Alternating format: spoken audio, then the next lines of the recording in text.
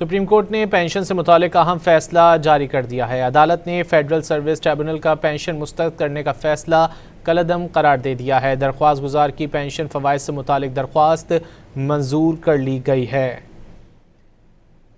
Supreme court ने pension से मुतालिक अहम फैसला जारी कर दिया है। अदालत ने फेडरल सर्विस ट्रिब्यूनल का पेंशन मुस्तरद करने का फैसला कलअदम करार दे दिया है। दरख्वास्त गुजार की पेंशन फ़वाइद से मुतालिक दरख्वास्त को मंजूर कर लिया गया है। पेंशन कोई रियायत नहीं बल्कि आइनी हक है, सुप्रीम कोर्ट की जानिब से कहा गया है। दरख्वास्त गुजार ने सितंबर 2007 में सरकारी सुप्रीम कोर्ट ने पेंशन से मुतालिक अहम फैसला जारी कर दिया है और महकमे ने 25 साल सर्विस शर्त पर पेंशन जारी। सुप्रीम कोर्ट ने पेंशन से मुतालिक अहम फैसला जारी कर दिया है।